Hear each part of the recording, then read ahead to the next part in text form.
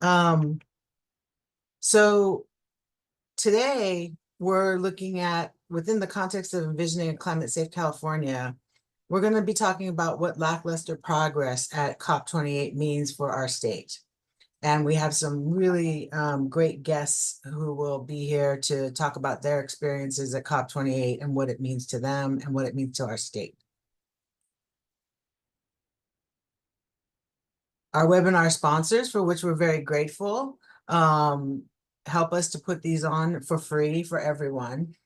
Silicon Valley Clean Energy, SunPower, Los Angeles Department of Water and Power, Sonoma Clean Power, MCE, Empowering Our Clean Energy Future, River City Bank, Sunrun, Calpine Energy Solutions, RNA, and Peninsula Clean Energy. Want to thank all of our webinar sponsors for being willing to help us in putting on these webinars monthly. We also have promotional partners. These are folks who help to get the word out about the webinar. Joint Venture Silicon Valley, Civic Well, Climate Resolve, Grid Alternatives, Clean Coalition, Community Environmental Council, and Acterra. Again, thanks to all of our partners.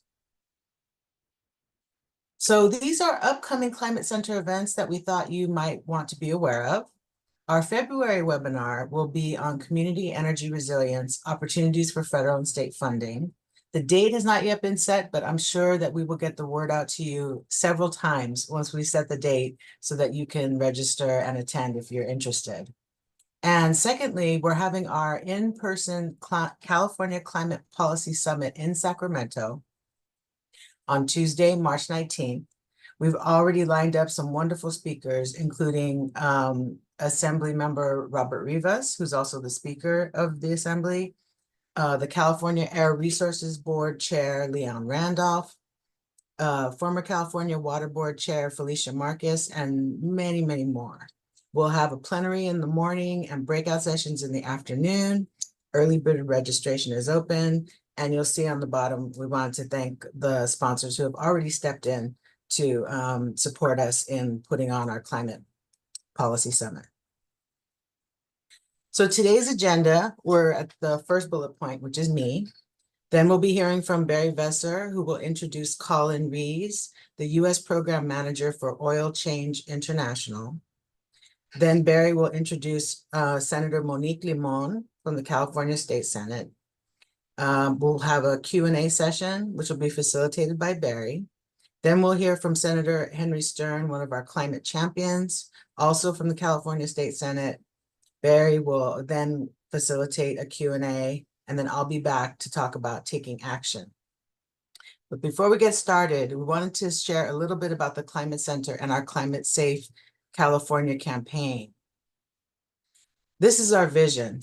We believe in thriving, healthy communities. And what we're trying to do is to make sure that everyone in California benefits from equitable access to climate solutions, clean air, renewable energy, healthy food, green spaces, safe streets, and all that entails.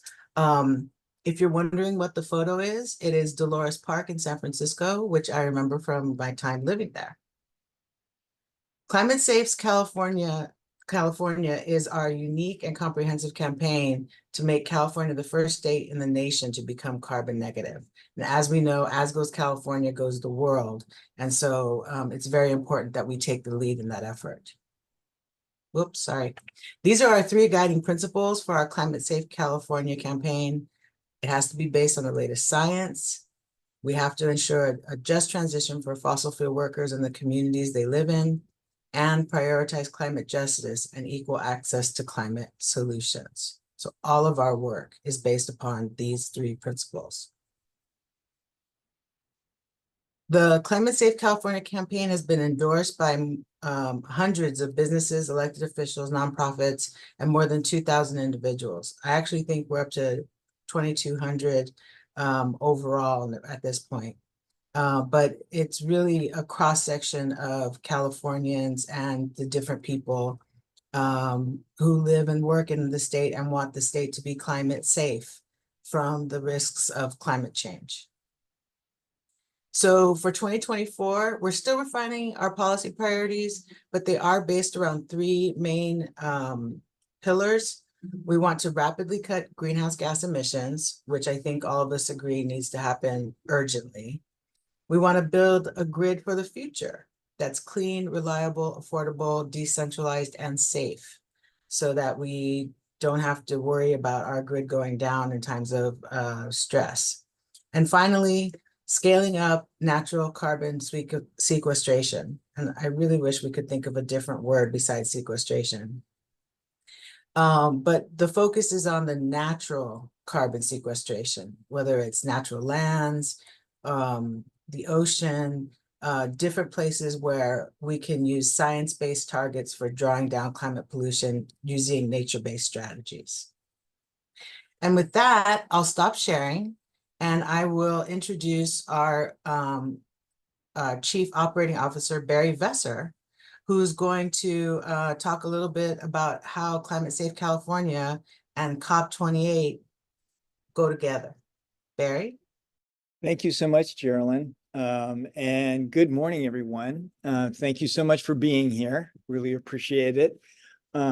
And first, I want to express the regrets of our CEO, Ellie Cohen, who could not be here today due to a family emergency. And we're all sending our prayers for Ellie and her family. So maybe we can start this conversation out by saying, why is the Climate Center going to COP in Dubai anyway? Why is an organization that is focused on climate and clean energy policy to reduce climate pollution at speed and scale in California going halfway around the world? And the reason we do it is we feel like COP really provides a global platform so that we can get the story out of where California is succeeding to meet its climate goals. And just as importantly, have legislators and people in the administrations and the Climate Center staff learn what else others are doing and what might catalyze more action here in California. It is also just an excellent time to build relationship with legislators and people in the administration. And at this last COP in Dubai, the Climate Center organized 7 events. One was on managed transition, which I'll talk a lot more about. One was about appropriate uses of green hydrogen, which Senator Stern was good enough to speak at. We also had one which was kind of on California's accomplishments, and several events on natural climate solutions, which I'll talk about in a minute, and some press conferences. I also want to mention that people in the legislature, members in the legislature, cannot get to COP on their own. They have to work through a nonprofit or other organization that is an official observer of the proceedings at COP.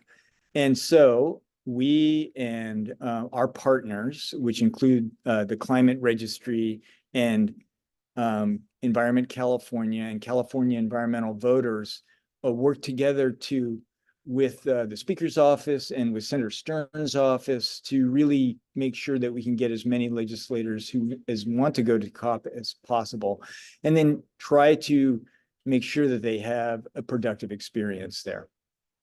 I'm going to run through a few slides just to give you a flavor of Dubai, a little flavor, and a little bit of COP as well. So let me go to my slides.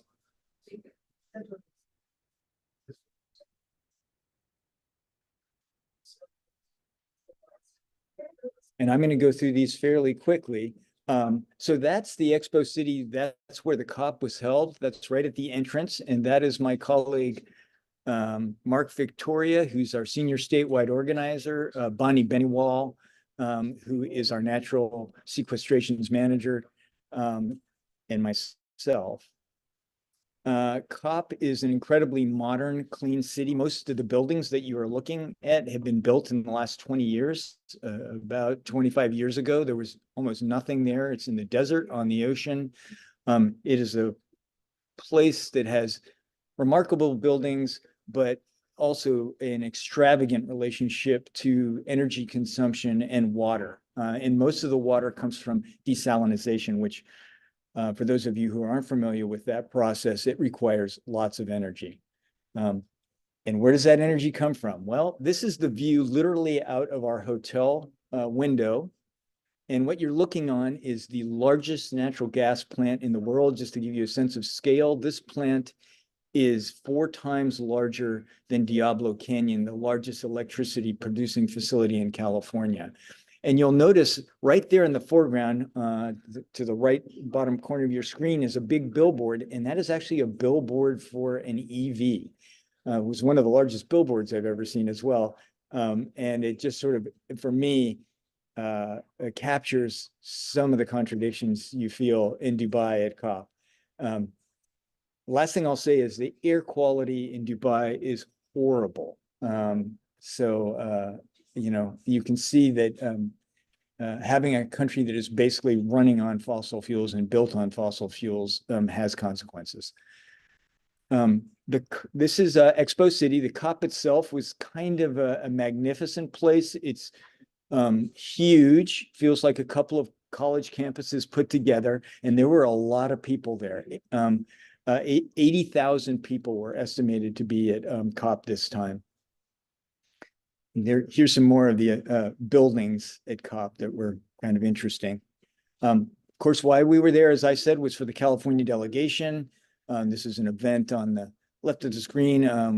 Wade Crowfoot and these Speaker Rivas were there, and a number of assembly members joined that as well.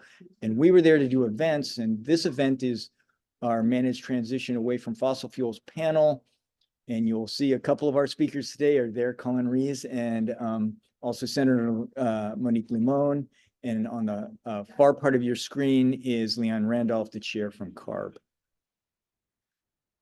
This is another panel we did. You'll see Senator Stern there near the center of the screen, and next to Speaker Rivas, Assemblymember Jim Wood, and Senator Durazo. And this one was basically about what California is getting right, and you know, what else could we do? And here's one that was on natural climate solutions that was put together by Bonnie Bennywall, our staffer, and Secretary Ross from the California Department of Food and Agriculture presented at this, along with a couple of international presenters. So that, I'm going to stop my share there. It just gives you a sense of who was there, who was at COP. And there are definitely some common themes of COP and California for me. And the first one, I have to say, is not the greatest, but is that the influence of big oil is happening in both places, pervasive, you might say. At COP, there were more than 2,500 registered oil and gas lobbyists, and that doesn't begin to count the petrostates that are represented at COP, who had plenty of representatives there as well. This COP, COP28, was probably one of the most important COPs since the 2015 agreement in Paris, because they did a stock take. And what a stock take means, it's kind of like a report card on progress to get to Paris goals. After this year we just went in with record-breaking extreme heat and other climate extremes. So I'm going to come back to that in just a second. But what I'd like to do is just offer you, before we get to our speakers, a couple of themes and other things that came out of COP that I think are relevant to the situation in California. So one of the most quoted things, and perhaps most important things that came out of COP, was that in the final agreement, there was language that committed to transitioning away from fossil fuels and energy systems in a just, orderly, and equitable manner, so to achieve net zero by 2050 in keeping with the science. So that's a great aspiration. You might be asking yourself, why did it take the United Nations and the COP process to get 30 years to have that in a document? The other thing I'll just say about that is there are no commitments from countries about how we get there or what their approach will be to get to that lofty goal. Today, we're going to talk on this webinar, we're going to talk a bit about the managed transition away from fossil fuels with Senator Limon and with Colin Rees. And let's say that this is, they were on a panel together in COP, as I said, and this is a very difficult thing to do. And we think that California has some way to go to really have a plan to do this. And we need to focus on where we need to be and how we will get there. Bottom line for me right now is the world continues to produce more oil. And our first speaker, Colin, will tell you who's leading the pack in that ignominious race. Another big theme at COP was loss and damage. So loss and damage is about developed countries like the United States and Europe paying developing countries, mostly in Asia, Africa, and South America, for damage created by the emissions that those developed countries committed. They disproportionately emitted those, historic emissions, and the developing countries are disproportionately being hit by the consequences and impacts of that. So this is a great thing that this has come about. And at this COP, they actually set up the fund and began to put money into the fund. So there's $750 million contributed to this fund. And I just want you to think about that for a second. $750 million basically for the global developing countries versus about $1.2 billion a day that the oil industry profits. And those are the profits they have in one day. Or maybe a more apt comparison is to tell you that from those horrible floods we had in Pakistan in 2022, there was $30 billion of damage created. So clearly a fund that doesn't add up yet to $1 billion is really wholly inadequate. And looking at California in this regard, and this year, where California has a projected $38 billion to $68 billion budget deficit, depending on who you talk to, and the governor's proposing billions of dollars in cuts and deferrals to climate priorities, some of which will disproportionately impact frontline communities. I hope that our speakers may want to comment on how do we maintain climate investments and commitments to low-income communities, even in the face of the budget's boom and bust. I see Geraldine's there, so I'm going to try and go through the rest of this quite quickly. So the global stock take that I mentioned earlier did say that current actions that we're taking are insufficient for maintaining a 1.5C pathway to 2030. And in their text, they urge nations to triple renewable energy capacity and double the global average annual rate of energy efficiency and for a just transition away from fossil fuels. The final agreement did commit to a tripling of renewable energy capacity at COP, but we must also remember that COP commitments are voluntary. And you may have noticed that voluntary commitments sometimes don't happen. How do we hold each other accountable when we have something to do that is extremely hard? Senator Stern has done some thinking on that and in fact ran a successful piece of legislation last year on corporate accountability, which I hope he will share a little bit about with us today. I'm sure he is also will have some thoughts on how we can actually reach targets that we set as states and nations. Last thing I want to say is natural solutions did have a prominent place at the table at COP, and we are becoming, and they are becoming an increasingly important part of California's response to climate change. We were pleased to see the critical role of nature and agriculture were elevated in COP this year, which yielded tangible results such as food security and food being in the official negotiated text for the first time ever. And also there was a declaration on sustainable agriculture signed by almost 160 countries. We're not going to have time in the webinar today to talk about how important nature-based solutions are for getting us to where we need to go. But we will be running some policy this year in this sector to help us implement this at speed and scale, and we'll be having webinars in the future, so I hope you'll join us for those. So I don't want you to come away thinking that my critique of the outcomes of COP should be taken as a suggestion that it's a waste of time. We need COP, we need the process, and some good things do come out of it. But it alone will never get us to where we need to go.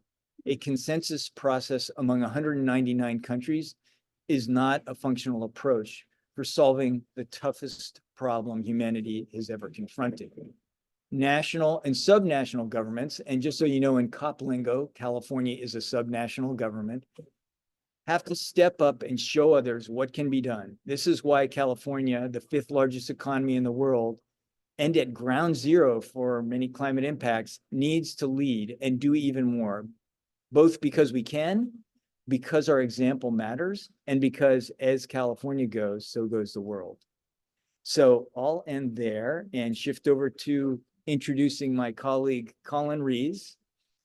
Colin is the United States Program Manager at Oil Change International, where he works to end public support for oil, gas, and coal, and wind down fossil fuel production with a just and equitable transition.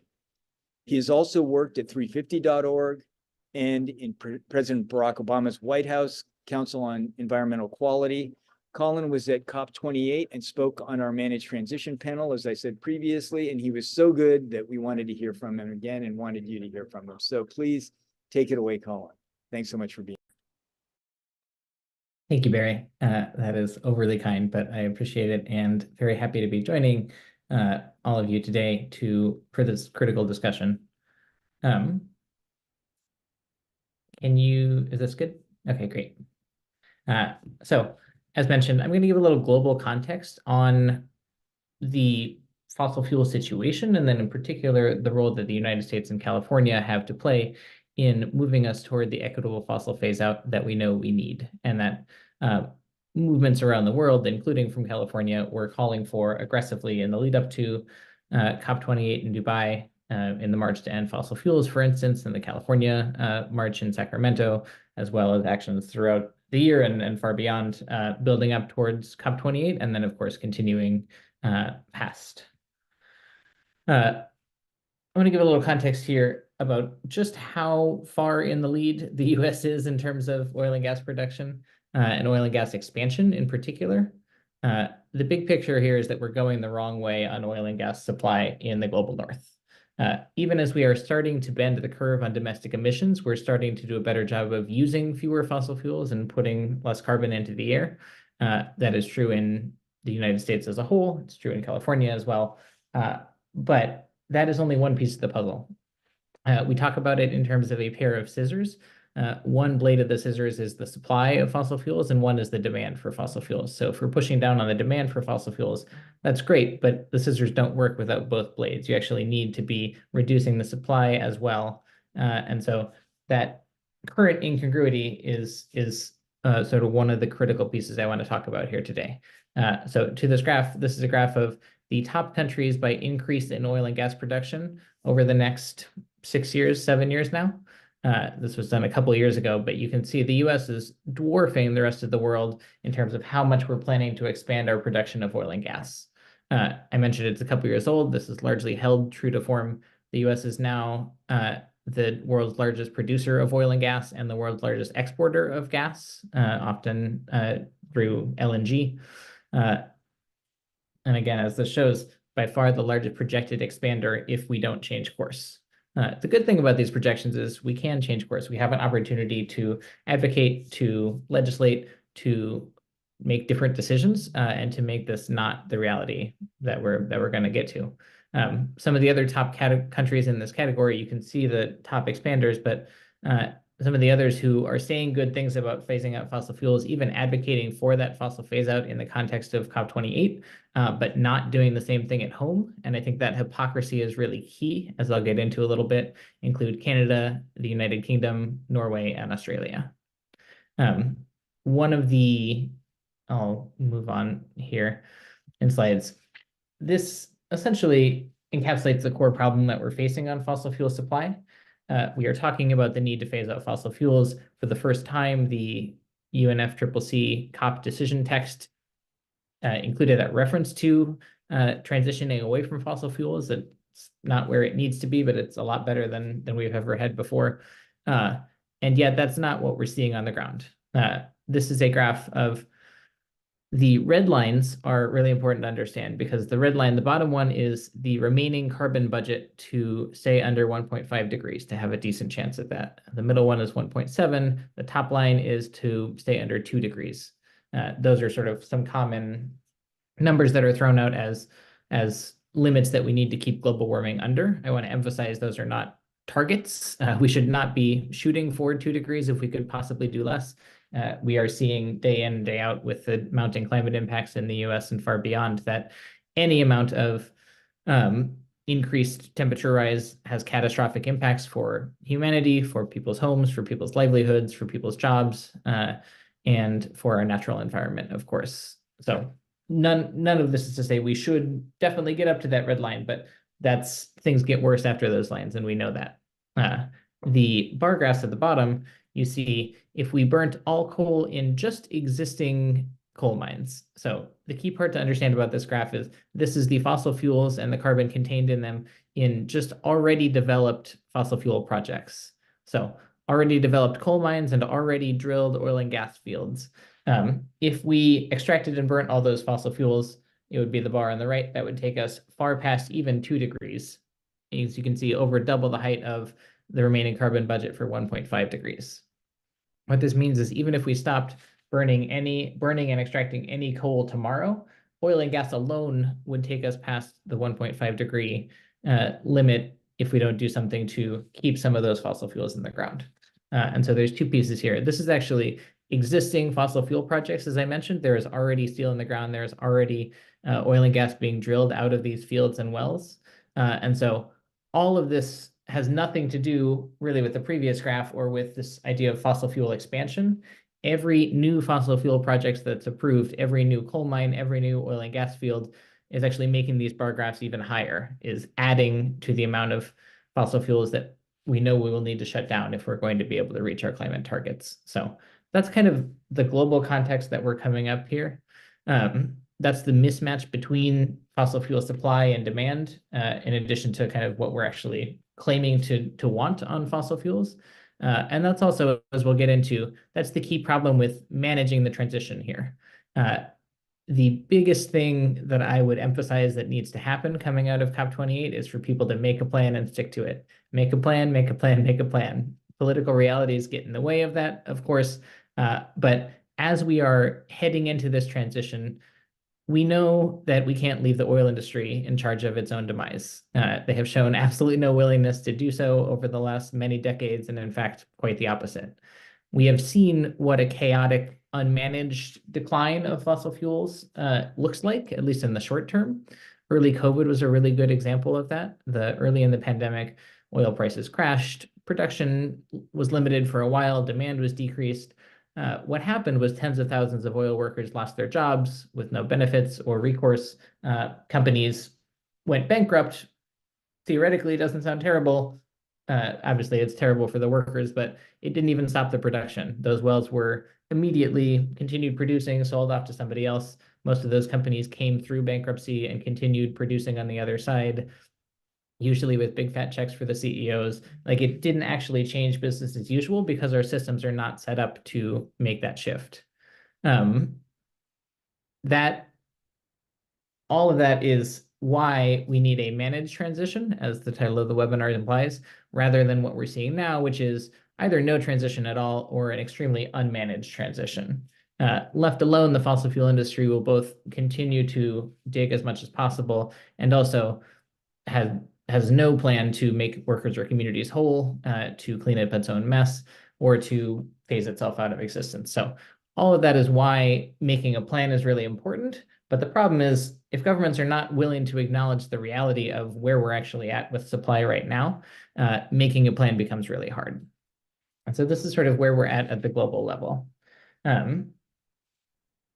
The other thing is it makes it really difficult for global South countries and those on the receiving end if they are sort of being force-fed fossil fuels through fossil fuel exports. A lot of this oil and gas in the US in particular is going towards exports and being shipped around the world, locking people into fossil fuel dependency. I want to bring it home a little bit more and emphasize that while there are some very good parts of the Inflation Reduction Act, some of you might know that is sort of President Biden's signature climate law that was passed about a year and a half ago now. It has some very good parts. It does a lot to incentivize clean energy technology, and we're already seeing the impacts in really good ways. It has some important investments as well. But one thing that it crucially doesn't do is address the fossil fuel problem. This is from a recent report that we put out just before the COP as Oil Change International, looking at new data projecting future energy demand and supply in the United States under the IRA. So because the IRA passed, it then took quite a while for people to figure out sort of exactly what would happen, how long it would take, the impacts of the IRA would be. We now do have some of that data started, and we're starting to see what that looks like. And what it looks like is not sufficient, especially for a country that claims they want to phase out fossil fuels. So we have gas and oil demand starting to decrease. That's great. It's not fast enough, but it's at least a start. And it shows that those parts of the law were well-intentioned and sort of acting as planned. What it also shows is an increase in both gas and oil production and soaring fossil fuel exports. Those are all terrible, terrible signs for getting us where we need to go on fossil fuels, and sort of directly in contradiction with what the US nominally committed to at COP28, the Biden administration's stated intent of phasing out fossil fuels, its actual actions under the IRA and other actions taken by the Biden administration are taking us in exactly the wrong direction. Last piece I want to touch here on, because this was another, two more bits. This is one that was really quite an issue at COP and will continue to be an issue in the international space if it's not addressed, is the issue of equity. We know that many countries and jurisdictions, such as California, have the capacity to fund a fair and fast transition, and are not necessarily that economically dependent on oil and gas revenue. So this is from a report that we released last year as well. I can we'll send it along as a follow-up, but essentially shows that top left category of the US, Norway, Australia, the United Kingdom, and Canada. These are relatively rich countries, among the richest in the world. They are also relatively not dependent on fossil fuels. They don't have a large degree of economic dependence on fossil fuels. That's not the only way to measure dependence, but it's a pretty good metric. And so what that means is these are countries who both have a lot of money to help make this transition happen and to take care of workers and communities in the transition. And also taking away fossil fuels is not a massive part of our economy. That's extra true in California. It's significantly lower than the US as a whole, even. And so this, I'm gonna ask you to wrap it up in like 30 seconds if you can. Yep, heading that way. So that equity piece here, I think, is one of the most important things to understand. And it's one of the reasons that there has been not enough action on fossil phase out globally is poor countries, global South countries, are looking at these rich producers who are doing very little on fossil fuels and in fact not nearly what they need to be. And they're saying, great, well, that means we don't need to act. It also means we will not get any money to act. So I want to close by talking about the key next steps in California and beyond. We need an immediate end to new fossil fuel expansion. This is not turning off the taps for the extraction tomorrow, but it is saying we can't afford to add more fuel to the fire. We can't make this problem and this hole that we're in even deeper. We need to speed up our phase-out timeline in line with equity. California currently, I believe Governor Newsom is committed to a 2045 timeline for phasing out extraction. That needs to be significantly faster, and we know we can do that.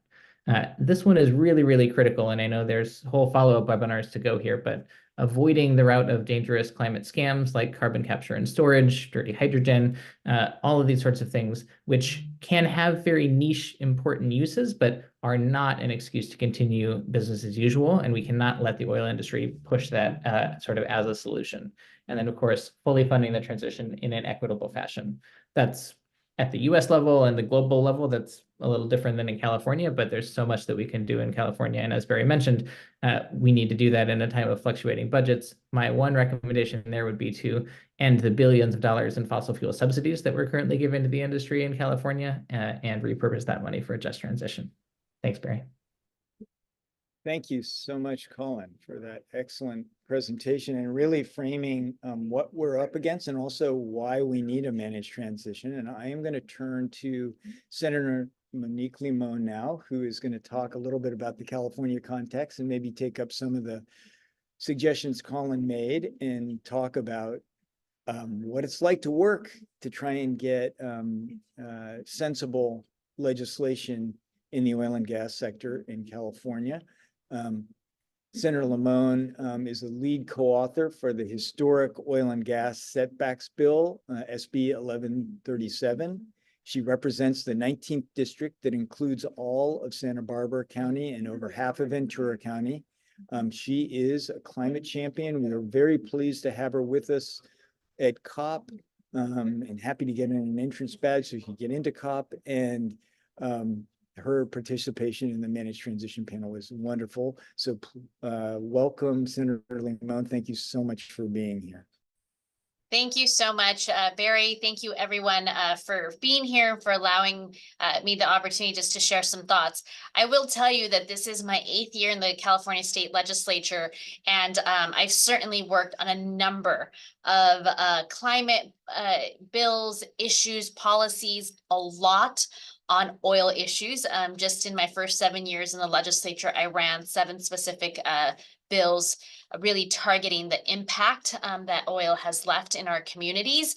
And this is my very first COP that I attended. So I think I attended with a lot of excitement, about the opportunity to be a part and a piece of some of the conversations.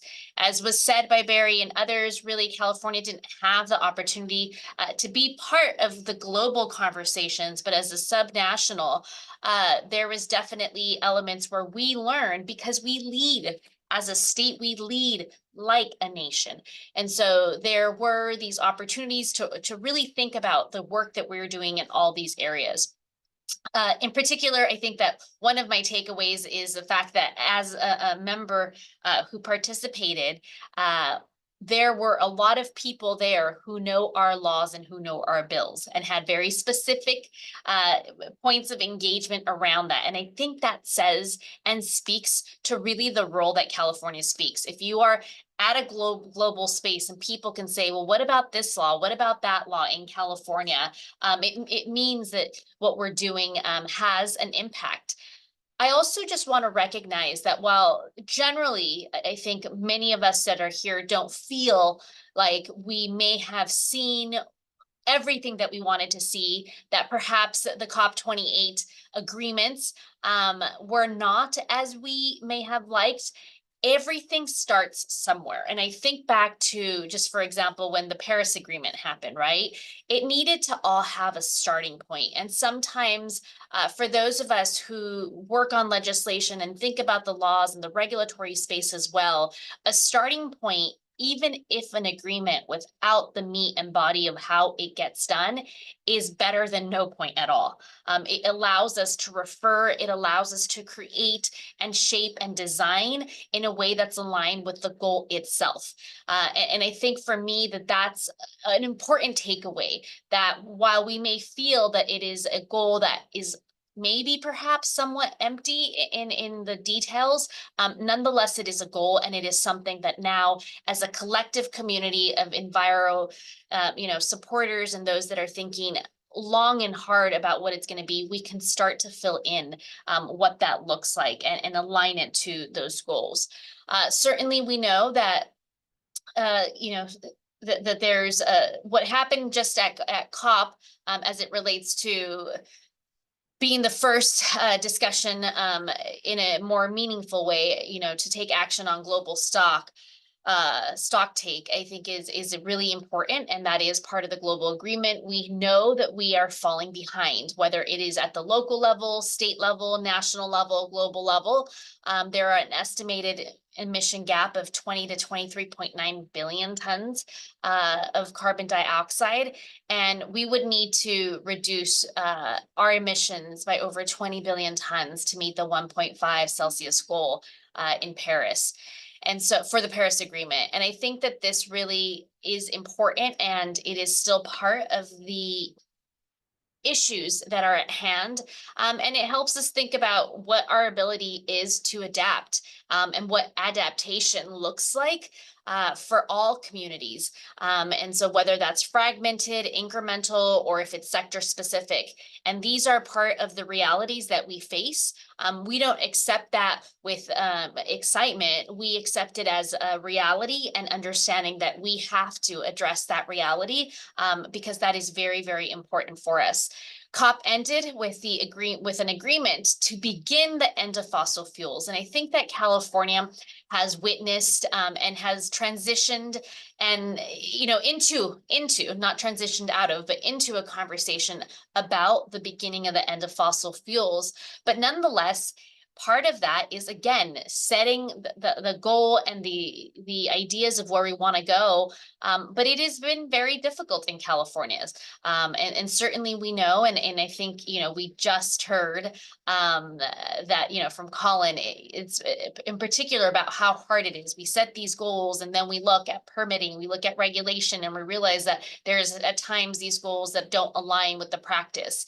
And I think that without that action, we continue to be behind, but California wants to be a leader in this space. I think moving away from fossil fuels will definitely take policy changes in many areas, including energy efficiency, building a cleaner energy portfolio, as well as investments in technology and community behavior and education. I will say that changing human behavior is among the most challenging things. And so having our communities really think about what we all need to do, not just what a law or a regulation is going to do, but our role as individuals in this is among the hardest things we have to do. And we have learned that even when we pass a law, that law is, you know, changing the behavior of folks is definitely a piece that is significantly hard. And so whether it's driving, whether it's plastics, I mean, you name it, this is all part of the challenges that we deal with. But we are still committed, I think, as a state, as, you know, leaders in our state. Certainly you're going to hear from, you know, one of our environmental leaders in the state of California, Henry Stern, about this and what it's going to take for us to do this work. We don't give up. We consider at it, you know, our role at this particular thing. But I also feel one of the pieces that's really important is that California, and this is why I believe it was really critical to have so many stakeholders present at COP, despite some of our disillusion where we may have ended at the end of COP. I think that it's really important to be at the table, to be part of a discussion. And while we may not be at the table with the negotiations for the global world, we're at the table thinking about new energy sources. We're at the table thinking about the transition and our systems of energy. We're at the table thinking about the impacts of health and climate. We're at the table thinking about the communities that are impacted. We're at the table thinking about the jobs and what that means for our communities and how we ensure that our labor community who has been working in some of the energy spaces related to fossil fuel aren't folks that are left behind, that the environmental, that the green movement incorporates them. And all of those pieces make the whole. So I hope that our walk away, that, you know, moving as we move forward, we understand that while California is very aware that we do not represent the globe and all, we are a very critical part of that whole. And so we will continue to think about that. We'll continue to think about what we do here in the state and how we match what alignment could potentially happen across the globe, but also how we have real lived examples of what's worked and what hasn't worked. And these are things that I think a lot of communities across the globe have really picked up on and continue to engage with us as a legislature, as a state, and certainly as stakeholders, as NGOs who are thinking about this and really driving the enthusiasm, momentum to get this done. We definitely have more work to do, as I've stated, and I want to also uplift that in the environmental justice space, we continue to also make sure that we are not leaving communities behind, that especially communities that have suffered repeated history of being left behind, of being in proximity to polluters and pollution in ways that are very detrimental. So I want to thank you all for, again, this opportunity. I'm someone who born and raised on the Central Coast in Santa Barbara, and this is actually our 55th year anniversary of the big oil spill that happened in 1969. We were a county, we were a region who really thrived off the production of fossil fuels at a certain time, and that has changed. And that 1969 oil spill started to change how people believe about what's happened in our communities. People started to see with their own eyes the impacts that fossil fuels has had on our communities. And that, I think, has changed not just a county or a city or those who live on the coast, but those who were impacted in a great way, and now a region who really thinks about the role that fossil fuels has. So thank you again, and I appreciate the invitation to be at COP, but also the opportunity to continue to engage with all of you. Thank you so much, Senator Limon, and we are so grateful for your work over the years on climate. We're going to take some questions for both you and for Colin. And the first question I have is one that Colin also raised, which is what, in your view, would be the best levers in 2024 California legislative session to end fossil fuel subsidies in California? Well, I'll go ahead. I think that we have to continue to be, at the table. There has been discussion over the last 3 years, really in looking at what the subsidies look like. And so I think as the reports, as the conversations have increased, I think that there is absolutely a desire from a body of individuals in the legislature that are interested in trying to move that forward. There have been interest and I think attempts to look at what that would potentially look like. The biggest challenge in 2024 on all fronts, including this front, but as it relates to the environment, is the budget that California is facing. And so there is going to be a lot of weariness from, I think, the collective in California who are really thinking, well, how do we get past this year? And certainly I think that there's a case to say, well, don't subsidize X or Y. And that will be a way that we can do it. So I think that California and the legislature will put a lot of things on the table, but what we will do, we will have to do, as a body, and we will have to figure out when the right time is to do that. In my perspective, the right time was yesterday to be able to do that. But, we are a collective, we are a body, and we have to really look at what that means. We also know that even in the legislature, I think it's, we have to work with the 3 parties, which is the Assembly, the Senate, and the governor's office, to figure out when we are able to do that. It is important to be able to have a timeline and a process for us to get there. And my hope is that we will eventually have that timeline and process, but all 3, I think, parties need to be at the table. And again, there are a group of us that are ready and eager. Excellent. Thank you. And just a quick follow-up on that, because you mentioned the budget, which obviously is just enormous this year, the deficit that California is looking at and facing. In the light of the budget realities, What do you think? I mean, you are like a seasoned legislator, particularly in this area. What do you think are the next steps that we can move in a managed transition away from fossil fuels? Like, what is the next place to work either with the oil industry or with partners to move that conversation forward? Right. Well, I will say that there's immediate next steps and there's long-term next steps. I think the two most immediate next steps are really to protect the laws that we have passed. So Senate Bill 1137 is a perfect example. That is on the ballot. We are going to have to protect it. Because if we're not able to protect our existing laws that we have passed and that have passed with, a lot of hard work, with decades of trying to get to this particular law, right? Like, I'm a joint author on Senate Bill 1137. It was led by Senator Lena Gonzalez from Long Beach, but I had been an author in previous years to setbacks. It's not a new concept, right? It's many legislators have tried. If we can't protect our current laws, to talk about new laws doesn't seem like the right approach from my perspective of someone who's been here 8 years. I think we must protect what we have. I think when it comes to the budget in California, again, we have to protect the progress that we have. So what progress have we made? What kinds of investments have we made to help that transition? Some of you may have seen that some of those are on the chopping block for 2024 by either being paused or delayed. And so what does that look like? I think that the short-term strategy is about protecting our progress legislatively, policy, laws, ballot, budget.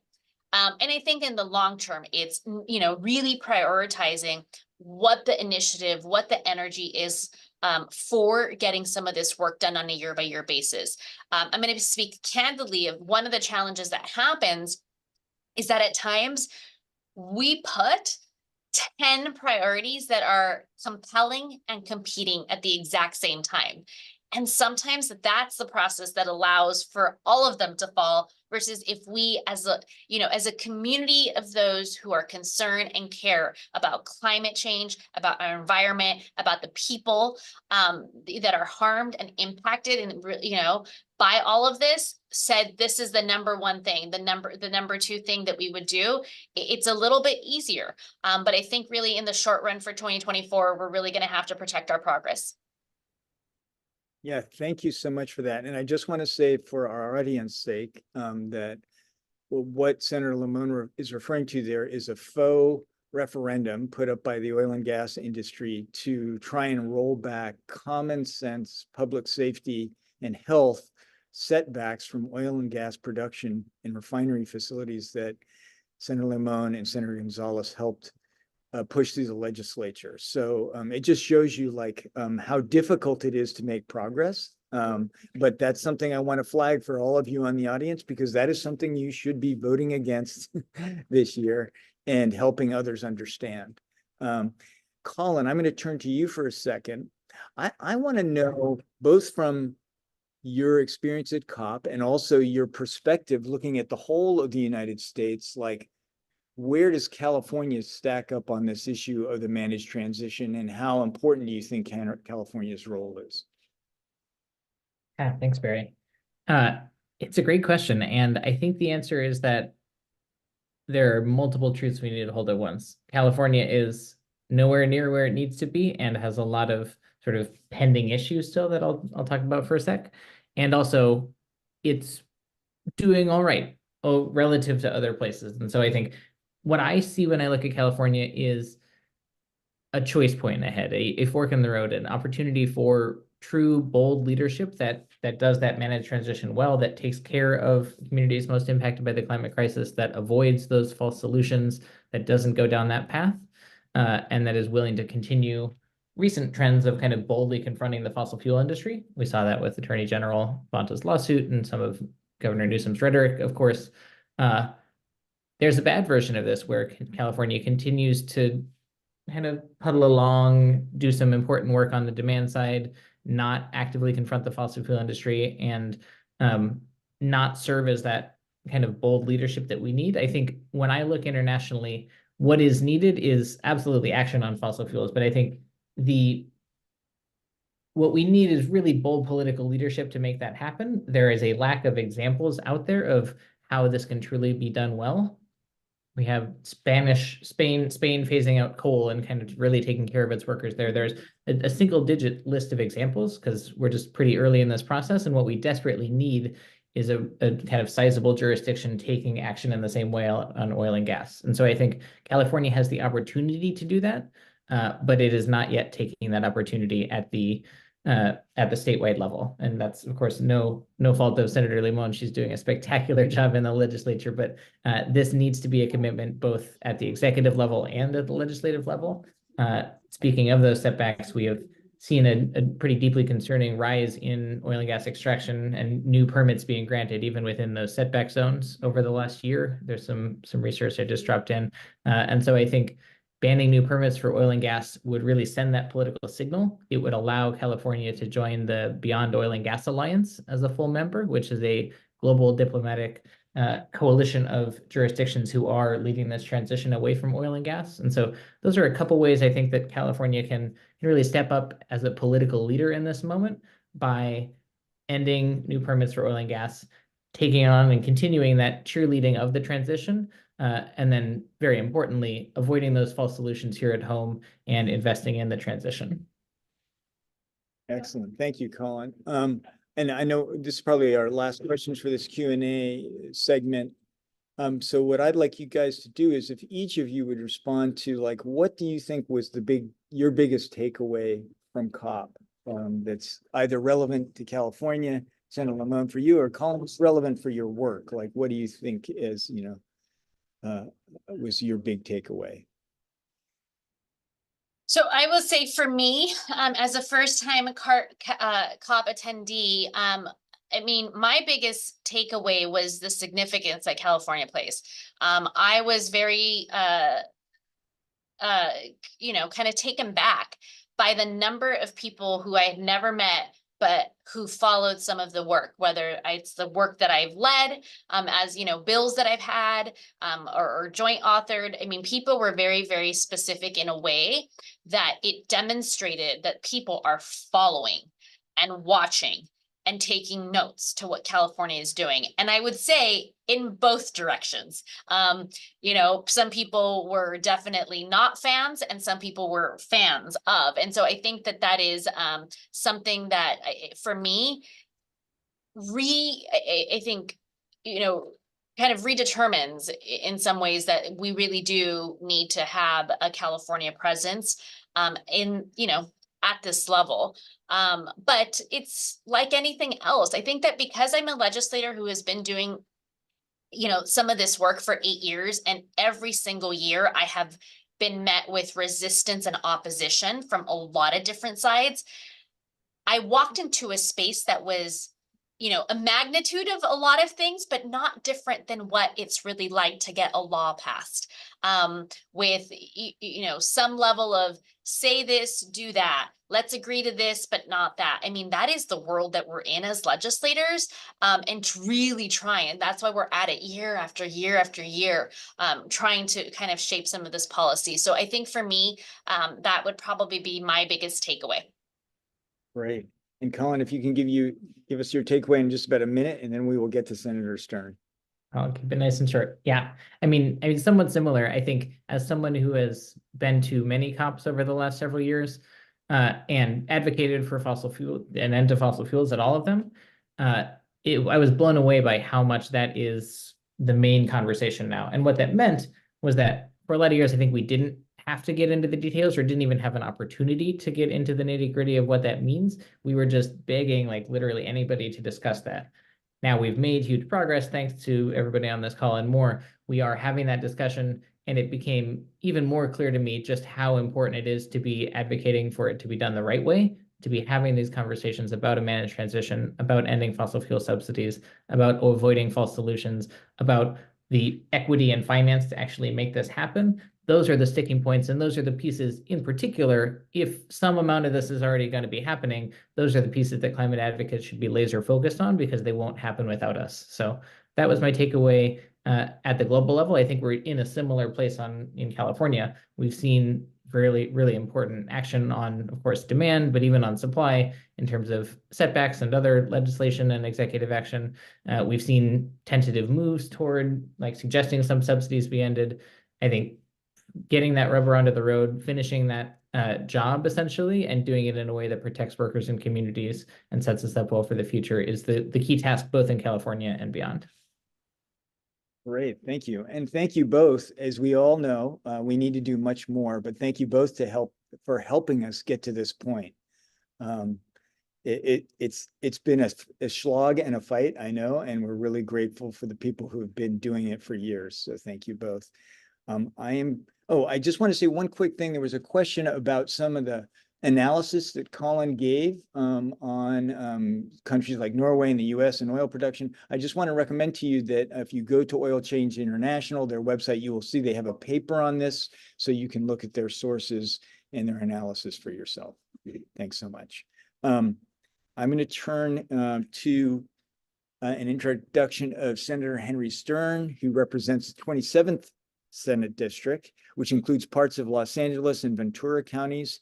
He has authored multiple cutting-edge climate and clean energy bills, including last year, SB 261 on corporate climate risk and accountability that was signed into law this past fall. He is a climate champion. He is also a COP veteran. We are very glad to have Senator Stern with us today. Senator Stern, I turn it over to you, and feel free to respond to some of the themes I did or anything else you think is relevant, but I think particularly, the budget in California, corporate accountability and other accountability, how we're going to get to our goals, all of those things I think people would love to hear your point of view on. Cool. Thanks, Barry. Good to be back with you all. I really enjoyed listening to the last panel, I got to say. Between that sort of global view that Colin brings and then Senator Limon, you all should understand if this is your first time hearing her or listening or meeting her.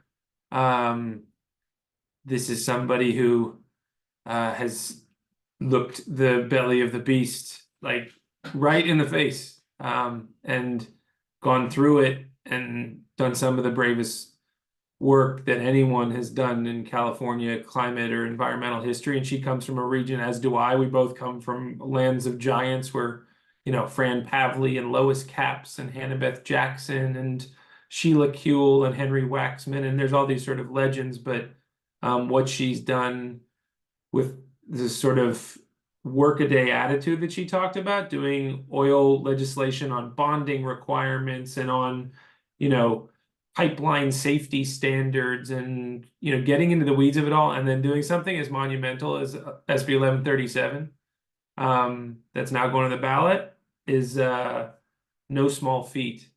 So it was very good to be with her, and it actually made me feel better being in Dubai because I didn't want to go on a PR tour.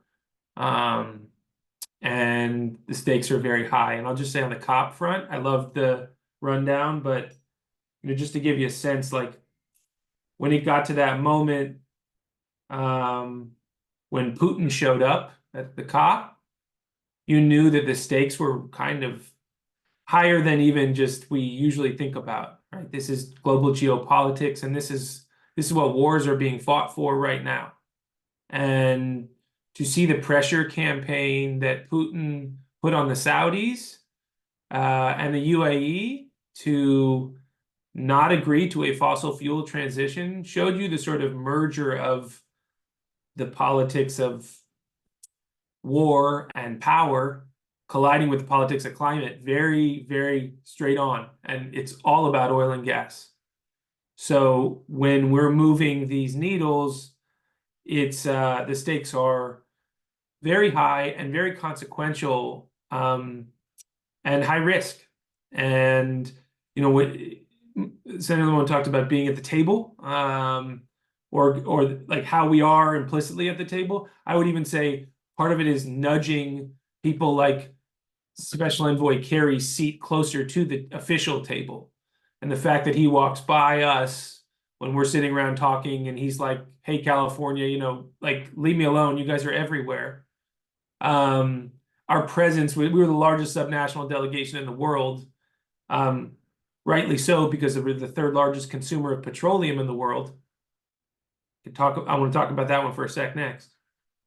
But, you know, the presence was just palpable, and it's sort of there's this sort of unquantified piece too. So I guess it's like the guilt trip or the pressure of having folks like us being so bold out there and being in the presence of our diplomatic corps and at the federal level really forces the expectations to be high enough to overcome straight threats from petro dictators. I mean, real stuff and real consequences playing out now in the Straits of Hormuz and down in the Red Sea on oil tankers. I mean, very real stuff.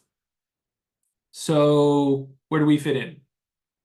I think I agree with Senator Lamone's assessment of like, okay, let's not get scattered. We got a few really important things to do. Protect our progress, number one. I think that's right. Daniel Weeks asked in the Q&A, just specific laws act. So you guys heard 1137. And there's these other ones that Senator Wiener and I spearheaded with Senator Lamone's sage guidance as our banking chair and knowing how to deal with the financial side of oil transition. So we passed SB 253 and 261, and the chamber is threatening litigation, pressuring through the GOP against the SEC and the Biden administration, threatening boycotts of financial institutions that invest in fossil fuel transition expressly.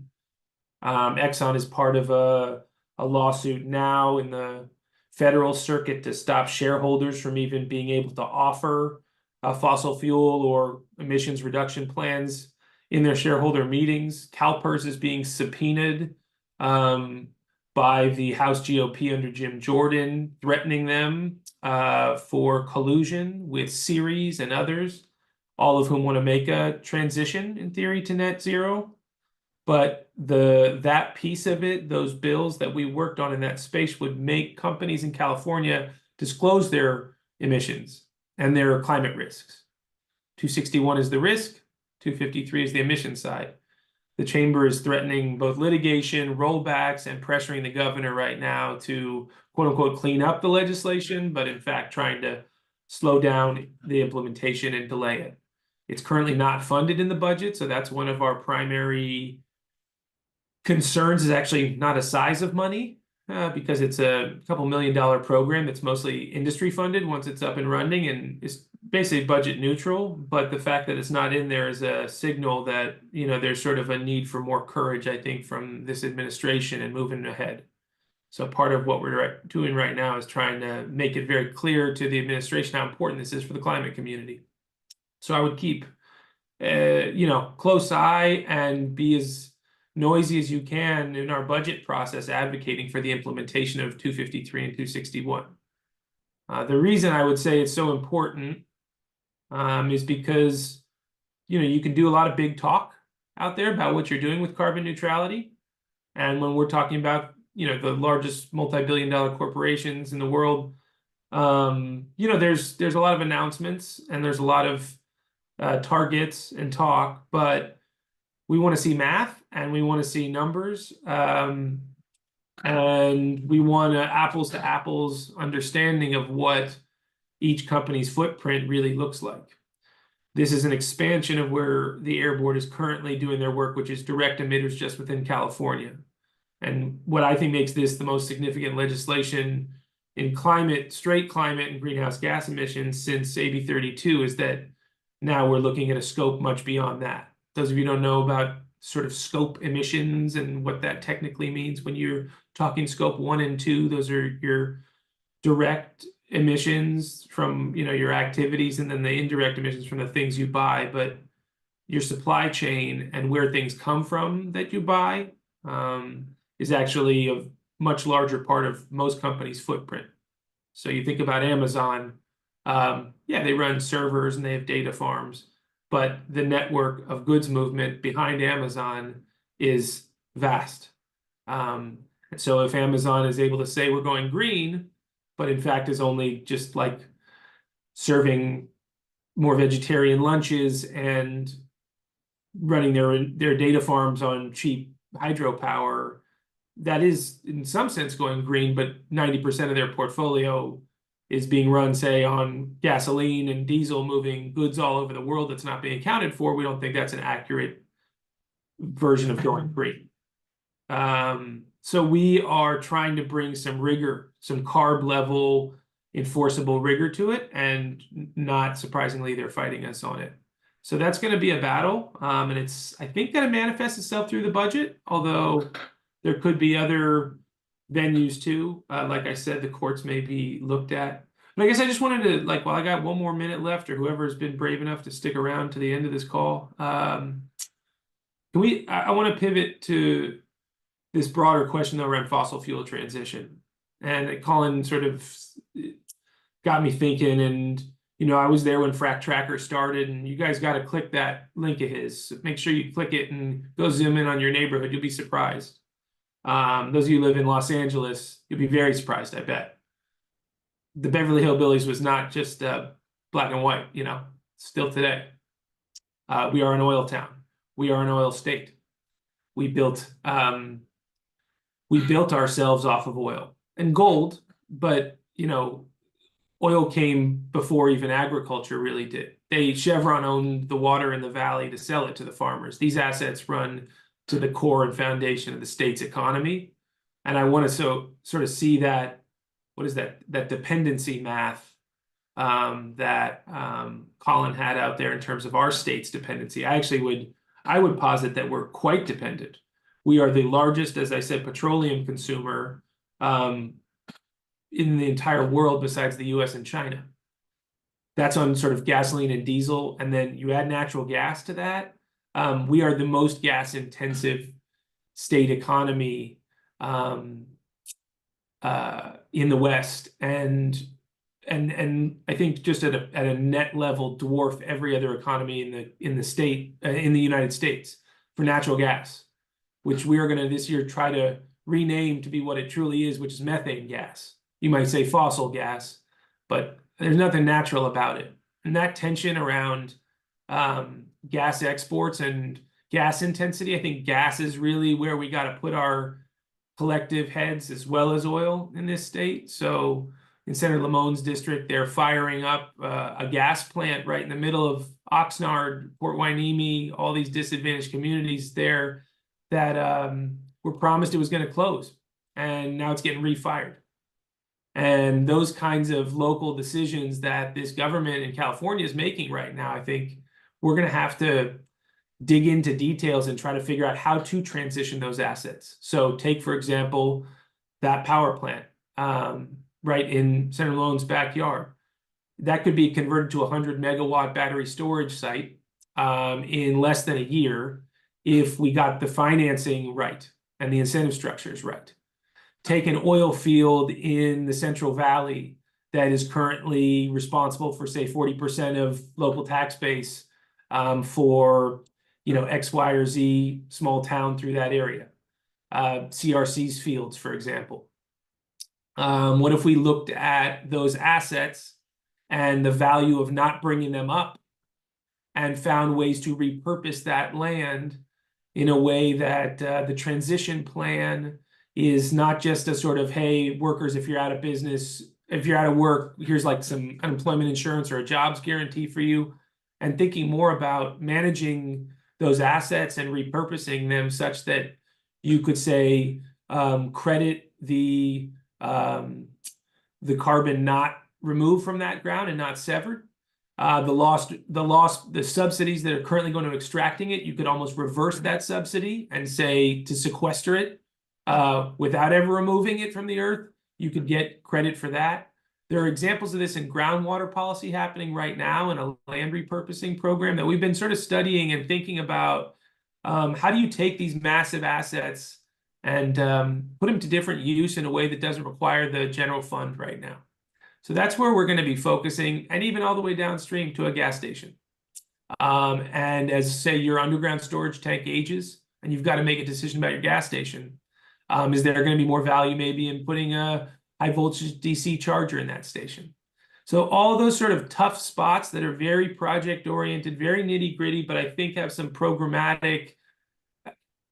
So that's the effort I think we've got to put into the transition, what we achieved in Dubai. It's going to be asset by asset, sector by sector, and engaging with the fossil fuel industry directly, and not in a, a Pollyannish way, but in a very serious way, because they have an ability, as you just saw in Chevron's $5 billion write-down, to play with us. They can play with the refining assets. They are going to play hard, and they are going to make it hurt. And so how we wrestle with these beasts is going to define the political possibilities. Because as we saw Putin do to Germany, leveraging them on fossil fuels, they'll do the same to us without, say, a war, but an economic war. And I think that's what we're going to unfortunately see more of this year. And so we got to just be ready, and it's high stakes. It's the whole country. It's all of it on the line. So thanks for giving me a moment to riff, and I hope that was helpful. Yeah, thank you so much, Senator Stern. I'm going to try and squeeze in a couple of quick questions for you. Sure.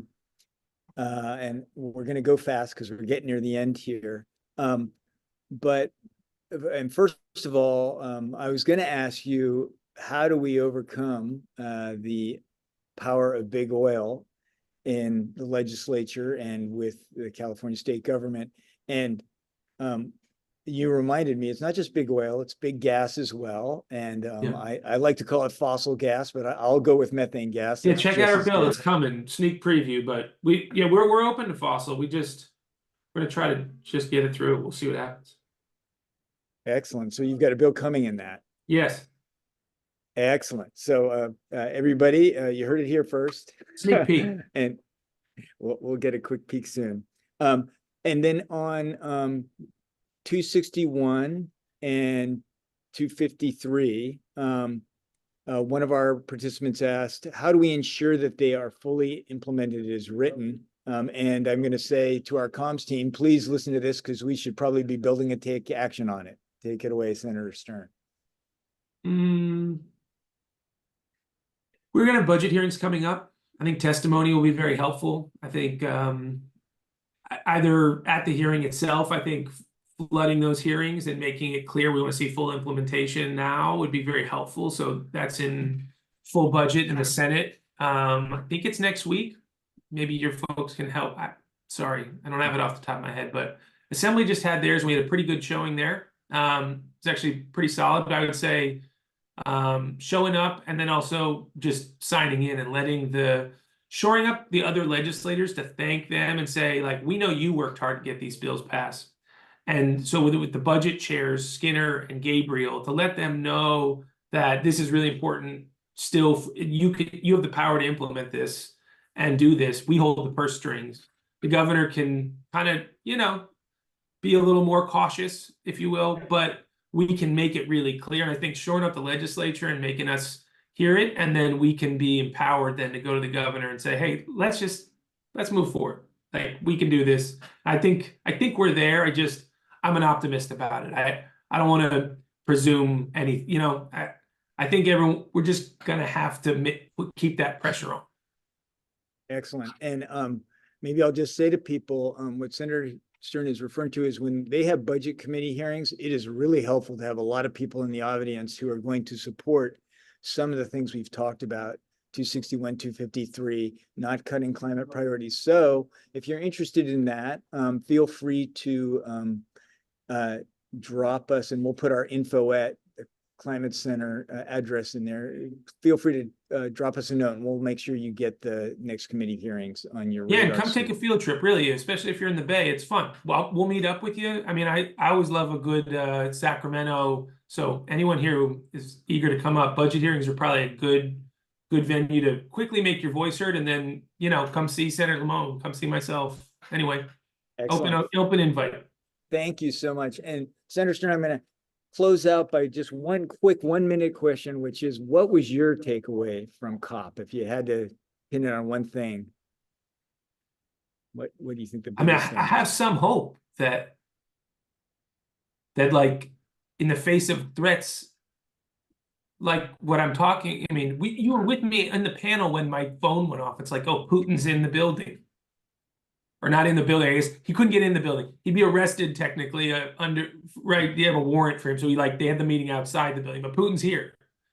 And it just, we can defy those threats and that violence and all the sort of pressures and the naysaying, and here too to scare people that their commute and their costs and their families are going to be decimated by a transition, and not let that fear sort of overcome us. So if they did that at that really high level, and we were sort of able to get those actual words, fossil fuel transition, on a piece of paper, get it paper to practice. But I don't know. I somehow, maybe I'm just trying to self-justify with the Airbus 380 flights round trip that went there. I want to go like on green sail. Like I want to sail out there next time. I don't know. We'll have to figure out a better commute strategy next COP. But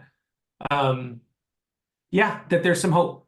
That there's some hope, and that people have some courage, and that there's these interlocking alliances that the US is willing, like that we are putting at the centerpiece of our diplomacy in the world, while we're, yes, becoming a gas exporter and trying to like stop Russia and overcome Iran with our oil and gas as the sort of replacement. But the theory is that if we then figure out the transition here, we can have enough control, along with Canada, Norway, the other sort of benevolent petro giants, to then turn off that spigot when it's time. And if the UAE and the Saudis come on board with that bigger plan, maybe there's a chance. Anyway, I'm just giving you a little bit of hope. I'm not trying to overdo the hope here. Well, thank you for leading us with hope, Senator Stern. And I'm going to give people a chance to do something that I always think is hopeful, which is take action. And I am going to turn it over to my colleague, Geraldine Lopez Mendoza, and just thank you, Senator Stern, Senator Limon, Colin Rees, for your time today and for all you're doing for the sake of the climate and a climate-safe future.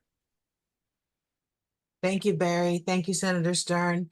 I want to echo Barry's thanks to our guests today, Senator Stern and Limon, and Colin Rees. Appreciate you taking the time to converse with. There were about 120 people or so at our most.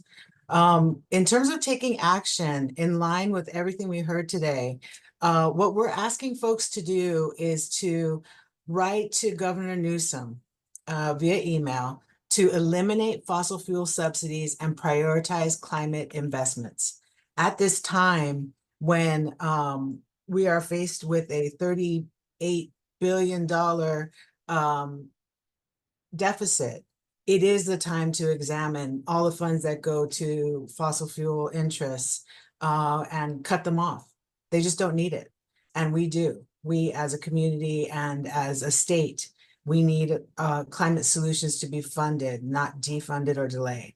So I put in the chat the link to where you can send an email to Governor Newsom. You can also share it by various social media links, which is located at the top of the page. And you're welcome to take that action based on everything you heard today. Sometimes it's frustrating not to then have something that you can actually do that's solid. I want to thank everyone for attending and for hanging in.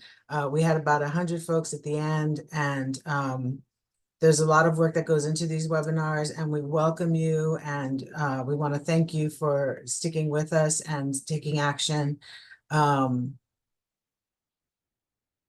That's a good question, Erica. Erica's asking, where do we send their own emails?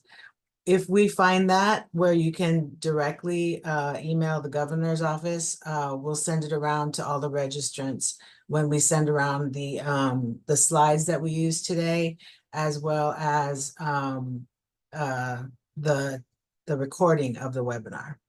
So with 3 minutes left, oh, Janet Cox just posted it.